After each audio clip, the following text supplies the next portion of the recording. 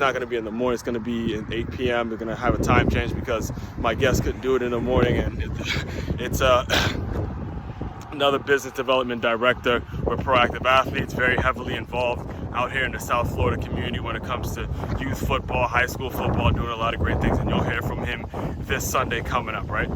So the reason I started off with the quote about making sure you're on time, making sure you're early, making sure you're dotting all your I's and crossing all your T's, and making sure you're there so you can prepare if things go wrong, all right? So I've been a podcast host for the past 4 years, and believe it or not, this past Sunday was the first time I've ever used YouTube Live. I've never actually used it. Most of the time when I do a recording, I just hit the normal Zoom, hit the record, get the recordings, and then put it on YouTube later because it's very simple, very user-friendly. And or if I'm gonna do a podcast episode and record on my phone, the video usually saves to iCloud, and then I'm able to put it on YouTube later and load it up on my podcast and all that. So very, very simple stuff, right? So I had assumed that YouTube was gonna do the same thing. So a whole week was going by, and I had the live stream link on YouTube. So I posted the link to live stream and said, yeah, it's going to be going down Super Bowl Sunday, February 11th, 11 a.m.